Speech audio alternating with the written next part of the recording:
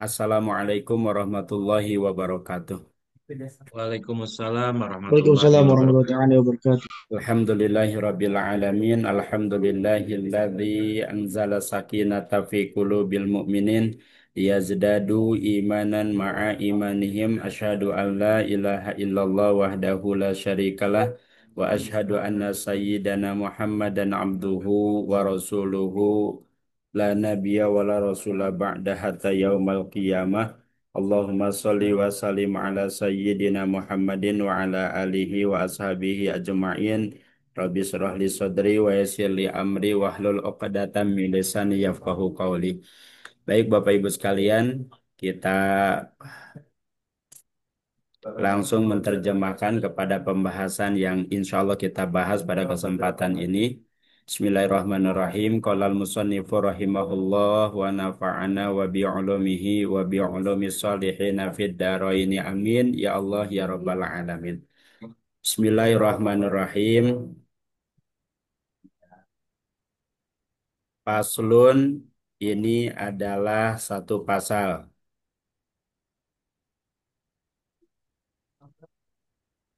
Bima tetap itu pasal di dalam menjelaskan perkara yalzamu yang mesti dilakukan al-maita kepada mayit atau orang yang sudah meninggal.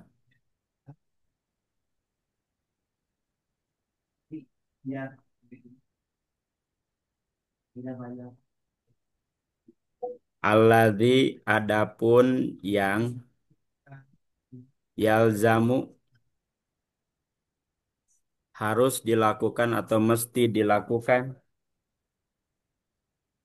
lil mayyiti kepada mayit arba'u khisalin yaitu empat perkara.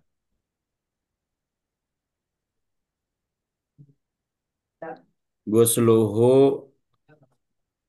yang pertama memandikannya,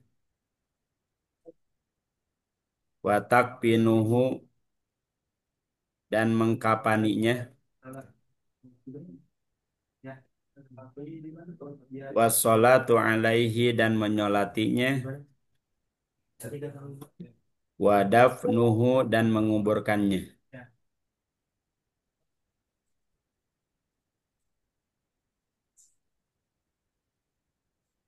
Mangga Bapak Ibu barangkali ada yang mau baca dipersilahkan.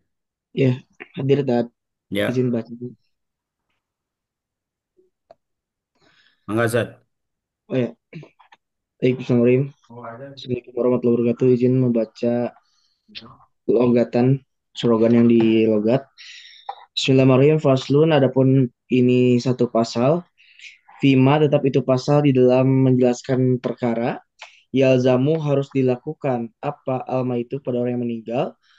Allazi adapun yang yalzamu harus dilakukan lil mayyiti kepada orang yang meninggal atau kepada mayit arba'u khisolin yaitu ada empat perkara. Gusluhu yang pertama memandikannya, watakfinuhu dan yang kedua mengkafaninya, wasolatu dan yang ketiga mensolatinya, alaihi kita terhadap itu jenazah, wadafnuhu dan juga yang terakhir keempat menguburkannya. Sodaqallahu adzim. Alhamdulillah. Jazakallah khair Ustaz. Mangga yang lain. Barangkali ada yang mau baca lagi dipersilahkan. Ustadz Fatih dari SMK, mangga aja. Mangga. Baik, izin membaca. Mangga Ustaz. Faslun, adapun ini pasal fima yalzamul maita, pasal yang di dalamnya mesti dilakukan kepada mayit. Apa yang harus dilakukan kepada mayit? Alladzi yalzamu lil mayyiti arba'u khisalin. Alladzi yang yalzamu yang mesti dilakukan lil mayyiti kepada mayit arba'u yaitu yaitu empat khisalin perkara. Usluhu yang pertama memandikannya, watakfinuhu dan mengkafaninya, wassolatu alaihi dan mensolatinya, wadafnuhu dan menguburkannya. Baik, Cerita mau baca? Mangga, silahkan. Miss Putri Ustad, Hah? Bu Putri Fani Beiwanti mau baca. Rita Irmawati dari SMA Putri, mangga teh. Iya, sama Putri, Pak. Bu Putri Fani Beiwanti mau Oh, Bu baca. Putri, mangga. Ya, Ustadz izin. Baik, faslun tetap isi pasal, fima di dalam menjelaskan perkara yang mesti dilakukan, yalzamu yang mesti dilakukan, al-maita kepada mayit.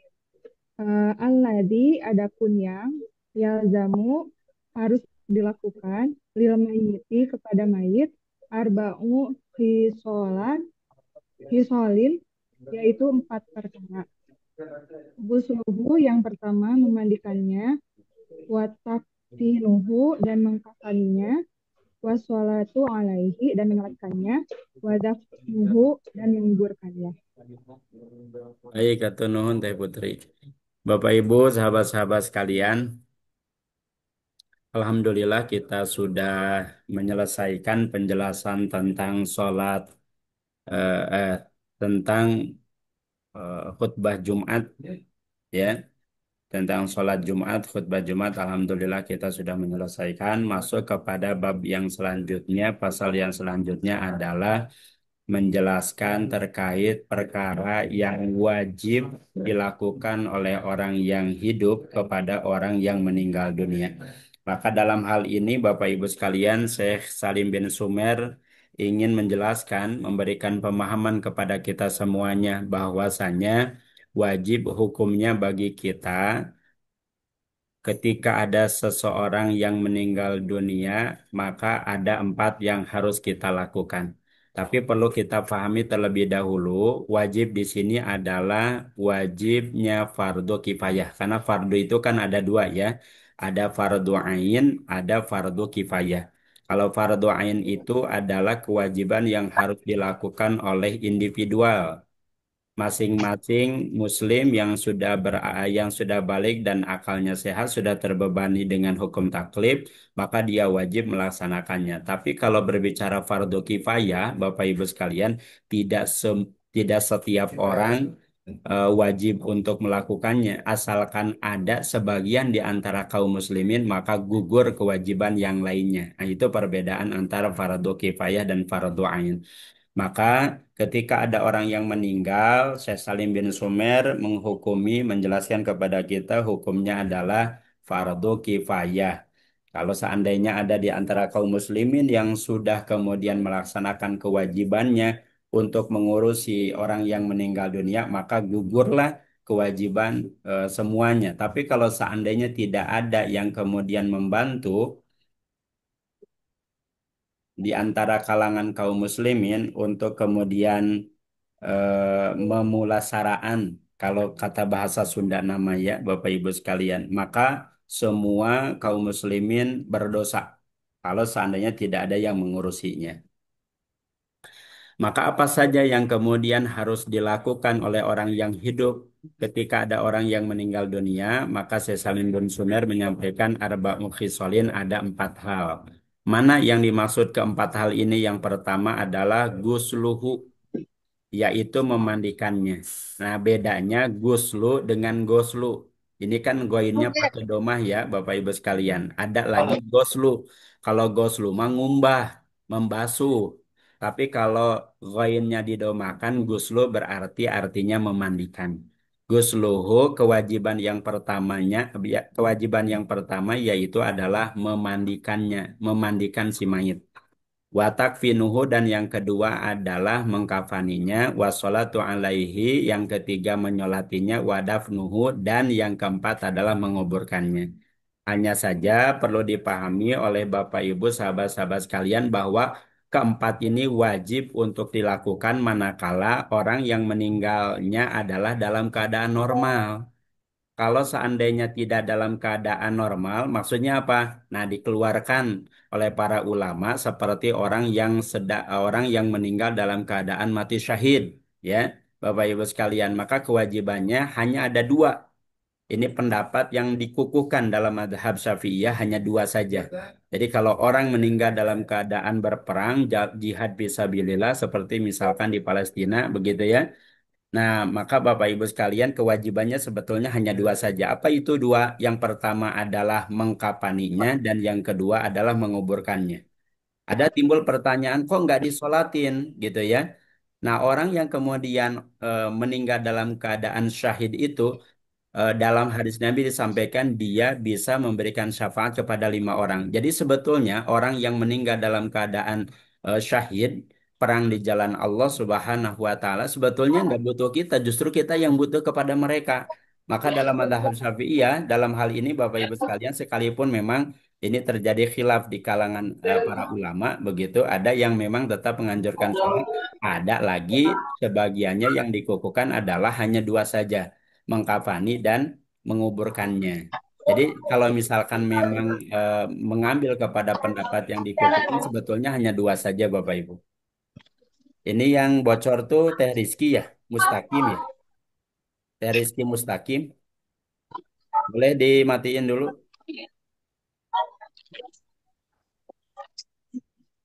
Teh Rizky,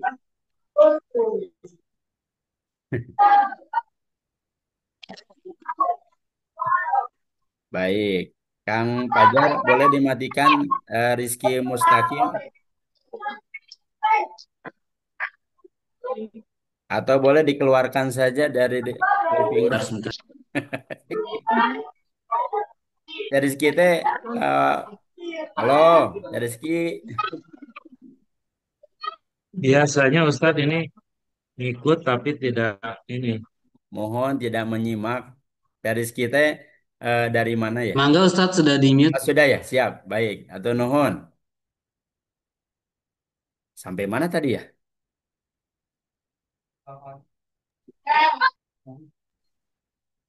Sampai apa ya tadi ya? Orang yang mati Oh, syahid. orang Syahid, yang syahid, syahid, syahid, syahid. Bapak Ibu. Ah, Ustadz, tapi kenapa di Palestina misalkan gitu ya, ada orang yang kemudian meninggal dalam keadaan mati syahid, tapi tetap disolatkan, berarti mengambil kepada pendapat yang lainnya. Dalam hal ini berarti sebetulnya kan ia disolatkan, dikafani, disolatkan, kemudian dikuburkan, tidak dimandikan ya Bapak Ibu sekalian. Tapi kalau misalkan melihat pendapat yang dikukuhkan dalam mazhab Syafi'iyah sebetulnya hanya dua saja. Yang pertama adalah dikafani, yang kedua adalah dikuburkan. Sebetulnya cukup dengan itu juga. Begitu Bapak Ibu sekalian, termasuk bayi yang meninggal dunia. Nah, kalau bayi dalam keadaan masih berbentuk gumpalan daging ya, Bapak Ibu sekalian, berbentuk gumpalan daging, maka cara menguburkannya tidak dengan keempat hal ini tidak, tapi gimana? Hanya dianjurkan untuk wadab nuhu menguburkannya saja. Jadi anjurannya hanya menguburkannya saja. Kalau misalkan si bayi, nah si bayi ini adalah gugur ketika di dalam rahim sebelum sebelum 4 bulan dan kondisi badannya itu belum sempurna terbentuk, Bapak Ibu sekalian. Kan suka ada ya, misalkan sudah terbentuk tapi belum sempurna begitu. Terus keguguran. Nah, ketika kemudian ternyata dikuret dikeluarin, maka anjurannya hanya dua saja. Yang pertama adalah langsung dibungkus, yang kedua adalah pertama dibungkus di kapan, yang kedua langsung kemudian dikuburkan. Yang ketiga, kalau bentuknya udah sempurna, udah lewat dari 6 bulan kan, lewat 6 bulan bentuknya sudah sempurna begitu. Tapi pas kemudian lahir tidak ada sedikit pun tanda-tanda kehidupan, artinya sudah meninggal di dalam rahim. Jadi ketika kemudian dilahirkan tuh memang sudah meninggal dunia, maka kewajibannya hanya tiga. Apa itu Bapak Ibu sekalian? Yang pertama adalah memandikan, yang kedua mengkapani, dan yang ketiga menguburkan. Jadi tidak ada kewajiban untuk menyolatinya. Ini berlaku kepada bayi yang memang ketika gubrak ke alam dunia tapi henteu aya tanda-tanda kehidupan Bapak Ibu sekalian. Nah, kalau seandainya si bayi itu dilahirkan kemudian 10 menit setelah dilahirkan itu meninggal dunia, maka kewajibannya sama seperti orang yang normal seperti biasanya, yaitu 4 hal. Memandikan, mengkapani, menyolati, wadapnuhu, dan kemudian menguburkan. Itu kalau seandainya memang terjadi kepada bayi ya, Bapak Ibu sekalian, itu 4 kriteria yang disampaikan oleh Syekh Nawawi Al-Jawi Al-Bantani dalam kitab Kasifatus Syajah. Begitu Bapak Ibu sekalian. Jadi kalau misalkan dalam keadaan normal mah Bapak Ibu, maka 4 yang wajib untuk dilakukan, tapi bagi orang yang sedang mati dalam keadaan mati syahid, terus kemudian bayi, maka tadi ketentuannya seperti itu ya Bapak Ibu sekalian. Ini 4 hal yang memang wajib dilakukan ketika ada seseorang yang meninggal dunia. Sebetulnya nanti banyak penjelasan-penjelasannya terkait masing-masing daripada keempat kewajiban ini ya Bapak Ibu sekalian. Hanya saja untuk saat ini mah menginformasikan terkait 4 hal yang wajib dilakukan oleh orang yang hidup begitu. Mungkin itu saja barangkali yang bisa disampaikan pada kesempatan ini. Sebelum ditutup, barangkali ada yang mau ditanyakan terlebih dahulu, dipersilakan Bapak Ibu sekalian. Baik, Ustadz Asda silakan dibuka untuk bertanya, Bangga. Ya, hatur nuhun, gat bagja. Ya, Punten Kiai bari naroskeun ya perkawis Kiai, yang tadi jangan syahid ya. Kiai di Darut Tauhid mah hanya ada 2, Pak Asep. Enggak apa-apa doa, Ya, mangga Pak Asep. kan bukan untuk Darut Tauhid aja. Terkait dengan yang mati syahid, itu kan kalau yang tadi yang hanya dikapani dan dikuburkan kewajibannya, tapi ada yang mewajibkan disolatkan ya ada 3 hal. Nah, apakah ini berlaku juga untuk yang mati syahid yang lainnya? Baik. Misalkan mati tenggelam, terbakar atau yang lainnya, apa seperti itu juga apa diberlakukan sama satu hal. Yang kedua, kalau dalam kondisi-kondisi darurat, apakah boleh tidak dimandikan tapi ditayamumkan saja misalkan? Itu aja Ustaz, nuhun pisan. Assalamualaikum. Waalaikumsalam warahmatullahi. Jadi kenapa orang yang mati syahid? Pertanyaannya apakah kemudian orang yang mati syahid karena tenggelam begitu ya, karena terbakar itu juga sama diperlakukan seperti orang yang mati syahid yang sedang berjuang di jalan Allah Subhanahu wa taala. Nah, tentu ini memang Pak Asep yang saya pahami berbeda begitu ya. Yang dimaksud mati syahid di sini itu adalah orang yang sedang berjuang jihad fisabilillah. Sehingga ketika Perangan ya. Mohon, sehingga ketika kemudian dia meninggal dunia, maka tidak usah kemudian bajunya dicopot, tidak usah kemudian darahnya dibersihkan, tadi dimandikan begitu ya. Kenapa? Karena supaya menjadi saksi di hadapan Allah Subhanahu wa taala. Nah, itu untuk orang yang mati syahid fisabilillah. Tapi kalau orang yang terbakar itu masih dalam keadaan sama seperti halnya orang yang mati dalam keadaan seperti biasanya begitu. 4 perkara itu harus dilalui ya Ustaz berarti. Betul, empat hal yang wajib itu tetap dilaksanakan. Hanya saja perbedaannya kalau seandainya orang yang terbakar atau orang yang kemudian tenggelam, sampai kalau misalkan dimandikan itu terkelupas kulitnya, maka tidak usah dimandikan. Cukup hanya ditayamumin saja begitu, Pak Ya. Asep, gitu ya. Siap hatur nuhun. Ya. Jazakallahu khairan. Alhamdulillahirrahmanirrahim. Terima kasih Ustadz Asda. Mangga Bu Rita Irmawati. Kita masih ada kurang lebih 10 menit lagi Ustadz Hendra untuk tanya jawab. Ya. Silakan. Sebenarnya ada 2 pertanyaan, tapi dalam satu Satu kasus. aja Bu Rita ya. Ya, satu kasus soalnya. Ini pernah saya dengar ada kasus yang artis ya, yang meninggal dunia. Dia seorang Muslim, ketahui seorang Muslim, tapi ternyata matinya itu pas begitu meninggal itu dikremasi. Dikremasi ini ada 2, nggak tahu alasannya ada 2. Apakah ini memang karena memang keluarganya ini non Muslim gitu? Apakah ini diketahui oleh eh, saudaranya yang Muslim, tapi dia tetap dikremasi, atau katanya bahwa si almarhum lah yang mengamanahi bahwa ketika dia meninggal dunia inginnya dikremasi seperti itu. Dikremasi itu dibakar ya Teh Rita ya? Ya dibakar. Jadi ini ternyata ada dua gitu. Kalau ternyata ini adalah pengetahuan keluarga sama keluarganya saja gitu ya, dibakar gitu tanpa sepengetahuan saudara-saudara ya seperti kita yang muslim gitu. Atau ternyata ini hukumnya seperti apa? Yang pertama ini.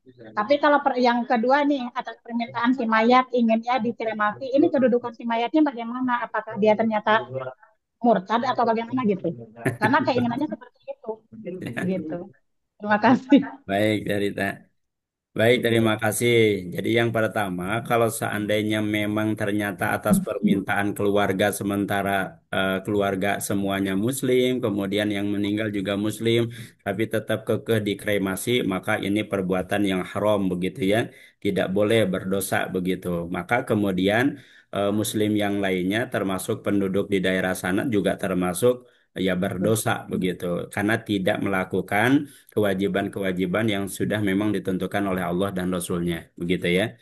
Ah, semuanya ikut berdosa, apalagi kalau misalkan si ustadznya tuh ikut-ikutan begitu ya, maka tidak diperkenankan, tidak diperbolehkan. Harusnya sih kalau misalkan memang ini punten ya, ustadznya sudah menginformasikan, ustadznya sudah memberitahukan, maka itu tidak dibenarkan, itu tidak diperbolehkan begitu ya.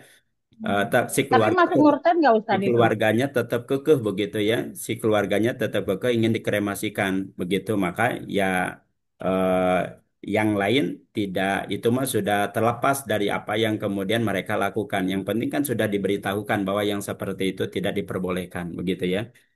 Nah, terkait dikremasi dibakar itu tidak sampai kemudian mengeluarkan dirinya daripada keislaman, karena hal itu dihukumi adalah perkara yang haram, begitu ya, tidak boleh dilakukan. Tapi kalau seandainya yang haram mereka bolehkan dengan keyakinan ya, kan karena sholat itu misalkan wajib ya, Bapak Ibu sekalian, sholat itu wajib.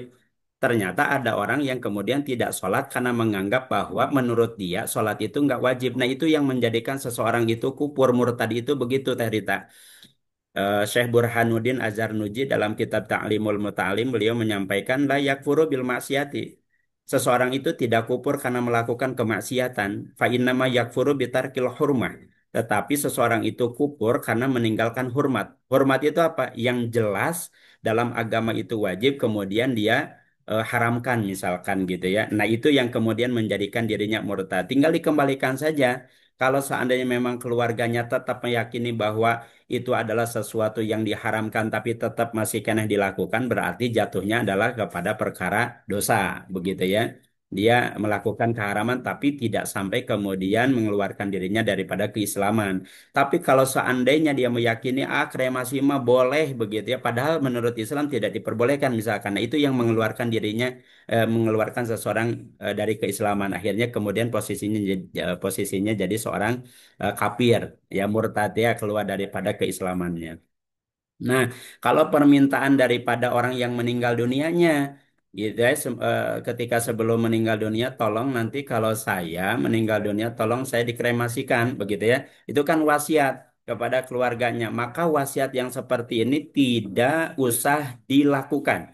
Kenapa? Karena wasiat kepada perkara yang haram itu tidak wajib untuk dilakukan, bahkan ketika dilakukan haram melakukannya, begitu. Ketika kemudian ada seorang mayit yang mewasiatkan, nanti kalau saya meninggal dunia, tolong anak saya yang pertama jangan mensalati saya, misalkan gitu ya, Bapak Ibu sekalian. Maka itu kan sesuatu yang bertentangan. Rasulullah memerintahkan untuk menyolati jenazah, tapi isi ibunya tidak memperbolehkan. Ini bertentangan, maka tidak usah dilakukan wasiatnya. Termasuk wasiat-wasiat yang memberatkan, Bapak Ibu sekalian. Kalau kata Pak Bagja tuh ke istrinya, kalau saya meninggal dunia, tolong makamkan saya di Waki ya, di di di Mekah begitu ya. Wah, ini kan merepotkan. Tidak usah didengar kalau seandainya memang Di kalau Madinah tadi, di Baki tadi. Waki Baki, astaga, nah Waki. Jadi tidak usah dilakukan kalau seandainya itu memberatkan, termasuk seperti ini Teh Rita. Tolong saya dikremasikan, jangan, tidak usah didengar wasiatnya. Kenapa? Karena mewasiatkan kepada sesuatu yang tidak diperbolehkan, haram hukumnya. Wallahu a'lam bishawab. Begitu ya Teh Rita. Baik, terima kasih Ustadz. Silakan Bu Tia, masih ada waktu kurang lebih 1 menit pertanyaan terakhir ya. Baik, terima kasih Ustadz. Izin bertanya. Saya pernah dengar pematerian Jadi kalau misalnya mayit dikubur itu tidak boleh ada yang dibawa kecuali kain kafan. Nah, bagaimana kalau misalnya zaman sekarang itu ada implan gigi atau misalnya di tubuh dipasang alat bantu dan lain-lain. Nah, ketika meninggal itu bagaimana? eh, Baik, Apakah harus dilepas atau gimana? siap Hatur nuhun Ustaz. Teh Tia SMA PI ya. Baik, Teh Tia. Kalau seandainya misalkan tanam gigi, yang ditanamnya itu misalkan mohon maaf ya, giginya gigi emas misalkan. Wah, gigi emas makan ayah nilainya berharga gitu ya. Jadi ketika kemudian si Nini senyum teh, cling, langsung iya teh nih. Nah, Bapak Ibu, kalau seandainya memang gigi yang ditanamnya itu adalah emas, maka dalam hal ini harus ada kesepakatan ahli waris. Karena emas itu sudah bukan milik orang yang meninggal, tapi emas itu akan menjadi milik ahli warisnya, Bapak Ibu sekalian. Ya, jadi kalau misalkan yang ditanam itu adalah emas, komo sabaraha kilo begitu ya, makanya sabaraha kilonya sabaraha gram lah misalkan gitu ya, itu sangat berharga sekali dan kepemilikannya sekali lagi bukan orang yang meninggal dunia, tapi kepemilikannya berpindah kepada ahli warisnya. Maka kalau ahli waris, kata ahli waris itu begini, ah saya marido, gitu ya, saya ridho kalau misalkan udah nggak usah itu mah dikubur aja, semua ahli waris sepakat ridho gitu ya, meridoi. Maka Bapak Ibu sekalian tidak jadi masalah, langsung dikuburkan juga. Kenapa harus kemudian digali kembali gitu ya? Kalau ada di antara ahli warisnya yang tidak setuju gitu ya. Kenapa? Karena tadi kepemilikannya bukan bukan lagi si mayit, tapi kepemilikannya adalah ahli warisnya. Maka kalau ahli waris tidak ridho, itu yang menjadikan kenapa si kuburannya itu harus digali kembali, gitu ya. Sehingga kemudian harus dibuka, harus dicopotin, kemudian dijual, tak akan ayah hargaan begitu ya, Bapak Ibu sekalian. Gitu Teh Tia. Tapi kalau seandainya gigi yang bukan gigi emas itu ya, ya kalau dicopotkan ogenanda tidak berharga, nilainya ogenan cuma sabaraha ratus ribu, misalkan begitu ya, cuma 50.000, maka Bapak Ibu sekalian dalam mazhab Syafi'iyah dilihat dulu giginya itu dipasang ditanam dengan kuat atau misalkan yang gigi pasang buka pasang buka pasang buka pasang geningan. Jadi kalau misalkan memang gigi itu bisa buka pasang maka dibuka. Tapi kalau misalkan yang ditanam harus dioperasi lah, harus manggil dokter dulu, maka dalam kesepakatan para ulama madhab Syafi'iyah tidak usah dicopot sebagai kehormatan kepada si mayit. Jadi sebagai penghormatan kepada si mayit. Jadi kalau misalkan teteh dalam keadaan hidup nih, langsung tiba-tiba dicopot, gitunya, anu gigi ieu na teh sakit ente. Itu yang dirasakan oleh orang yang meninggal dunia teh sama gitu ya. Kalau teh tias diciwit nyeri cenah gitunya, jadi kasih mayit ogenan sami saur nama gitu. Nah, cenah Ustad bisa tahu wallahu alam begitu ya. Nanti we teh Tia meninggal dunia, nanti saya cubit. Nah nanti saya yang cubit. Nanti misalkan ada yang cubit, ngasih tahu ke saya, mungkin bisa masuk lewat mimpi. Ustad, duh nyeri ternyata benar diciwit teh misalkan gitu. Yang jelas itu sebagai penghormatan kepada siapa, kepada orang yang meninggal dunia, Bapak Ibu sekalian ya, diperlakukan dengan baik. Termasuk tadi, kalau misalkan memang mudah dibukanya, maka buka. Kalau seandainya susah untuk membukanya karena ditanam, harus kemudian manggil dokter dan lain sebagainya, sehingga kemudian bisa menyebabkan perdarahan dan lain sebagainya. Ah, itu mah nggak usah, langsung saja dikubur begitu ya. Insya Allah maafu anhu dimaaf. Begitu Bapak Ibu sekalian. Itu terkait gigi. Baik, Nah, tadi ada yang bertanya terkait ini apa tadi teh kawat behel. ya? Behel, Pak. Kawat dan behel beda ya? Kalau kawat Oh, nanti ya jemuran ya. Nah, Bapak gitu. sama. Hmm. Eta kumaha behelna dicor tad. Ya Allah gitu ya. Ayah behel nu dicor apa? Kayaknya dicor, ada besi ini Ya lagi inti gini. nama tadi kaidahnya kalau mudah untuk dilepaskan sehingga kemudian tidak melukai tubuhnya si mayit begitu ya, maka lepaskan. Tapi kalau seandainya bisa melukai, kemudian terjadi pendarahan dan lain sebagainya, maka tidak usah dicopot begitu ya. Paling ku malaikat meureun ditaros di alam kubur teh ari maneh cara pakai eta naon. Allahu alam bisawab. Baik, terima kasih. Bonus tadi ya, karena sudah 16.35. Pak Juliangga nggak dibuka kameranya, jadi eh Izin Oh, Pak. ada. Ya, Pak, silakan. rada nge-lag Mangga. Pak, rada nge-lag. Izin Pak, di off cam.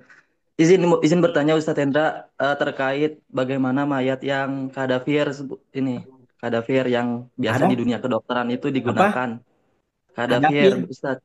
ada pir Ya, teh mayat Mayat yang yang digunakan digunakan sebagai operasi maksudnya gitu. buat bahan-bahan pembelajaran ke dunia kedokteran gimana Ustadz? Kan ada yang apa namanya mendonasikan ketika dia wafat, dia mendonasikan organnya bahkan seluruh tubuhnya buat dunia dunia kedokteran. Bahkan ada Hmm. juga yang mayat yang tidak diketahui agamanya kemudian dikuburkan diberikan kepada dari tim forensik diberikan kepada dunia kedokteran buat sebagai bahan pembelajaran kedokteran Ustadz. Bagaimana hukumnya Hmm. Ustadz ya? Nah, Baik. direcah kan, direcah kan. Mohon dicincang gitu kan ya. Hmm. Baik, terima kasih Ustadz Jul sudah memberikan pertanyaan sekaligus memberikan keilmuan kepada saya begitu ya. Tapi terkait hal ini, jujur saya belum mendapatkan jawaban yang pasti, khawatir salah begitu. Jadi saya mohon izin Ustadz Jul tidak menjawab untuk saat ini. Saya coba cari referensi terlebih dahulu begitu ya Bapak Ibu sekalian. Sekali lagi saya mohon maaf. Terima kasih Ustadz Jul untuk pertanyaannya. Insya Allah nanti saya coba melihat beberapa jawabannya terlebih dahulu ya. Atau nuhun. Baik, Ya Ustadz, baik atur Pak Agil, nuhun. Pak Agil, Pak Agil yang baru wisuda ya kemarin Pak Agil ya, dapat kabarnya. Baru Iya, wisuda, Tats. baru nikah oge eta teh. Oh, baru nikah, saya nggak tahu kalau Hmm. udah nikah. Tapi Pak Agil, ini jangan lepas tanggung jawab ya, PJ tenis meja Pak Agil, kian prestasi itu. Oh iya, siap Mangga, Ustadz. Ya, ya Pak mangga Baik Agil, Pak Gil. Ustadz, silakan. terima kasih Alhamdulillahirobbilalamin atas kesempatannya dan terima kasih juga Ustadz Hendra yang sudah memberikan ilmunya. Izin sedikit bertanya Ustadz, Ya, kalau yang sudah meninggal itu apakah boleh diazani atau tidak ya?